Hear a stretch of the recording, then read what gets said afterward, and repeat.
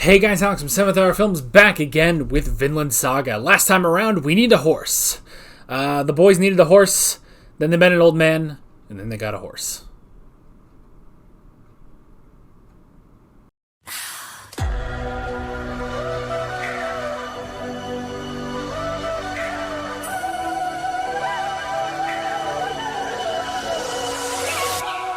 So, Einar has competition. That's the most important thing we learned from this episode. I mean, it's just... Okay, how does that lie get spread around? Because, there's one thing of, lying to his son. I get that. But they said, the veterans, they would talk about the Iron Fist, Unless there was another guy named the Iron Fist, and Ketil just sort of took that, But now we see where Almar gets it. Almar, makes a bit more sense. Actually, a lot of things about Almar make sense now. Kind of trying to live up to his brother, Thorgil, who's ridiculous and crazy, and being like his father, not being cut out for violence, Suddenly it all makes sense. Boy, there's nothing like a good Vinland Saga tone change. I don't know. I don't know if anyone does it better than Vinland Saga, where, last episode, the goal was get horse. This episode, back to the dark. Back to the dark. I mean, even within the episode, you have Einar and Thorfinn praying for the health of their crops. And then the scene shifts to beating children because they are desperate for food and stole a little bit. I mean, yeah, man. So there's a lot to kind of unpack here, because at first the scene was leading me towards, Snake, he's not so cool a guy. He's literally just dragging these children pretty much in stocks to, be punished for stealing. And it's but he knows their whole history and stuff, and he's whatever, theft is theft and stuff. So you start off with that, and you're like, oh man, Snake, come on, Snake. But then you get Thorgil, who is much, much worse than Snake is. So. And then you think there's a little bit of hope. Because Pater comes over and he's like, yo, I got this idea, yo. I don't know why he's turning into Jesse Pinkman, but yo, I got this idea, yo. Why don't they work for you, yo? But then he's like, yeah, but we're also gonna have to beat him. And it's just which again, it's a thing of oh man, the Pater, he's he's kind of out there, he'll still believe in this crazy punishment, but at the same time, it's I guess taking a beating like that is still better than getting both of your arms lobbed off. So that's something. So I don't know. It's I'm trying to parse out levels of, not necessarily good, I guess levels of cruelty. It's to me it seems that Thorgil is the most cruel, where he's just well, we'll just lob off one of their arms, It's that'll work. And then he's well, guess we shouldn't lob off the girl's arm. Well, then we'll lob off both the boys' arms, as compensation for that. Then there's Snake, who's well, I don't know if you need to do that, Although I guess Snake was kind of on board with that. And then you had Pater, who's the least, but still he's there for punishment, for brutal punishment, So, meanwhile, Ketil is just desperate to get out of this situation. You know, he doesn't want to be a part of this, but he doesn't have the courage to, like, stand up to this, which is weird because he's in charge here, you know? And I mean, obviously, yes, it's just that he has no courage to stand up to them, but it's like, look, this is your son and your employees. Your slaves, like, you are in charge here, and still, like, at least he did, you know, he followed the old Ned Stark rule of, you know, the man who passes the sentence must swing the sword, in this case, the axe handle. So, you know, after one hit from Thorgil, he's just like, he knew, basically, it's like, if this boy is going to live through this beating, then he's got to do it himself, you know? And just, like, look, and because I even said, like, well, you could whip them, that's still better, and it is. I think being, like, whipped on your back is better than having both of your arms cut off. I'm going to put that out there, because at least you can still function, you know? At least you can still function. If he didn't have, I mean, it's exactly what Pater said, is like, if he doesn't have his arms, he becomes useless. Like, there's literally nothing in life he can do at that point, you know? That's still the case, you know, 1,000 years later in our modern times. Like, if you don't have your arms, and not to say that you're useless, but it's like, a lot of things start to not become available, you know? Thankfully, we have a lot of modern technologies and stuff, and there are things to do, you know? There are ways of doing things, even without your arms, but it's like, but 1,000 years ago?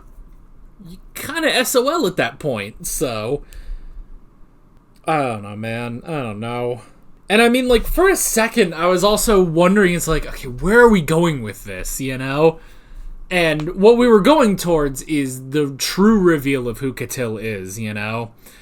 But for a little bit, I was like, okay, is Thorfinn just gonna, like, bust in here and, like, stop them or something?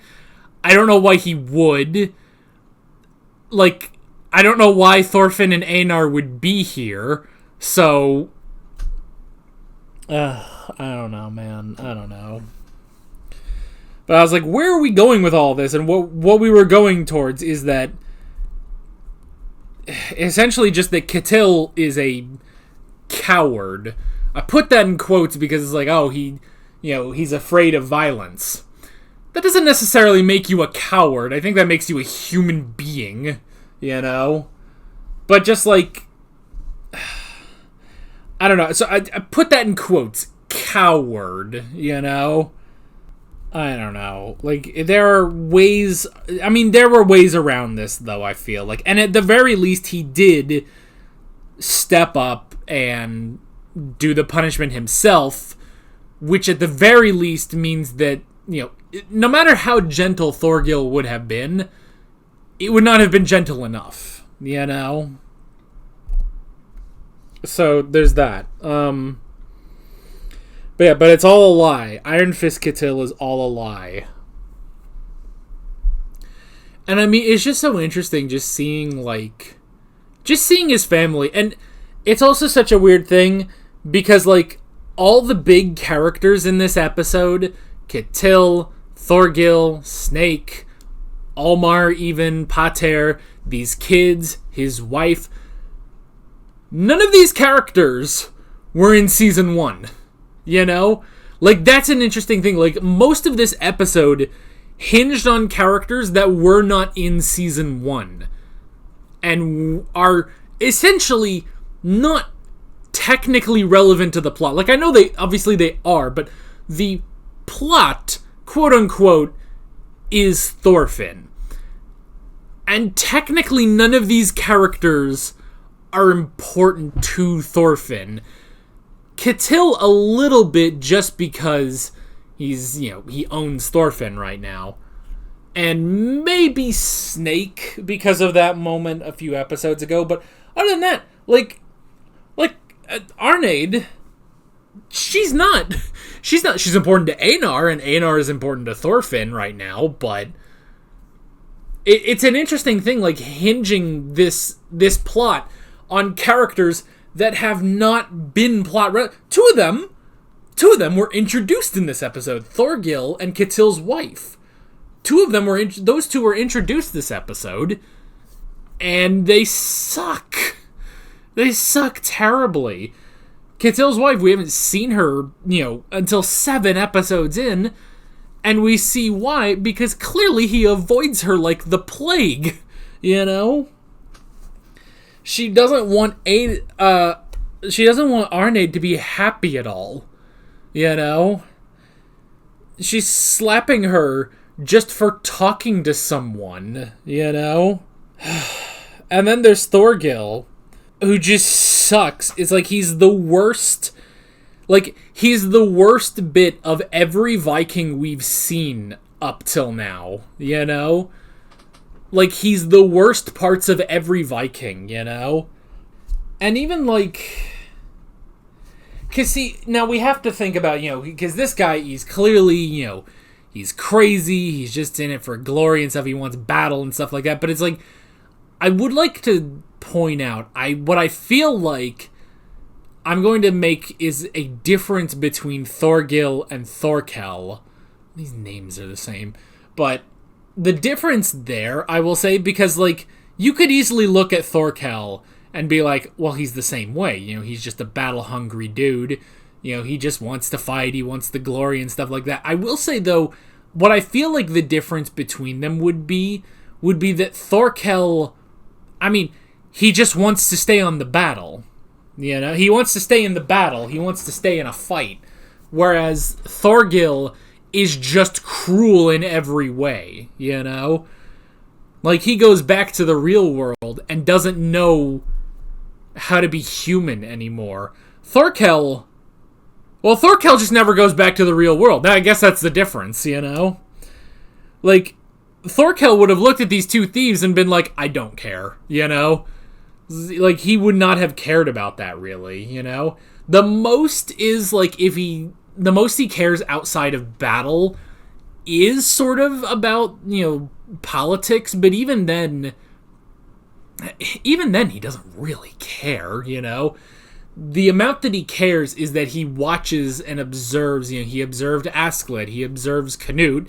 Now he hates what Canute is doing, but he doesn't actively get involved, with the exception of, Canute points over there and says, battle, and he says, yes, sir, I'm on my way, Like, that's pretty... And when that gets stopped, then he's pissed, So that's me making an excuse as to why I'm okay with Thorkel, but not Thorgil. That's me trying to tap dance around that, And I guess you could ask about Askeladd, like, how would he be in this sort of situation? Because, see, it's not like Askeladd was nice, like, at all, He hated the Danes, he hated Danish warriors, he hated the Vikings, but at the same time, he did a lot of Viking stuff, I don't know. Like, what would Askeladd have done if he was in this situation? Would he have been like, yeah, cut their arms off? He might have suggested... The thing is, I think he might have been like Pater, where it's like, if we cut this kid's arms off, he's going to be useless. It's like, why don't we hire him? He'll pay off the debts. You'll have a good worker. You'll get 3 good workers out of this, which will be good. Like, they'll pay back their debt and stuff like that. And then he might have offered the beating, But I don't know, because Askeladd, it's like, yes, he wasn't a kind man, but he was a practical man, And in a situation like this, he probably would have done the same thing as Pater, where it's like, hey, let's have this kid work off his debt. They won't steal again if they do this, But as an immediate punishment, we'll will give him a good beating, you know? I don't know. And again, it's like, those kids got off better, you know, they got a better deal out of this, you know? They got a better deal out of this than they were going to get, where, you know, they were going to cut off both of his arms. They were going to cut off one arm each. And then they were going to give him 10 hits each. And then the boy, Stur, took all 20 hits just so his sister wouldn't be hit, you know? But I don't know. It's an interesting situation. A very, very interesting situation. None of which involved our two current protagonists, Thorfinn and Einar. I mean, it had Arneid, but that's really it. You know, it had her. Like, she was there, and then at the end, she was there for him to cry into her lap, you know? And that's the reveal that is like, oh, he's sleeping with her. And it's like, oh, alright, Einar has competition. I don't feel like that was a very important thing about this episode, but good to know. Thank you. I don't know.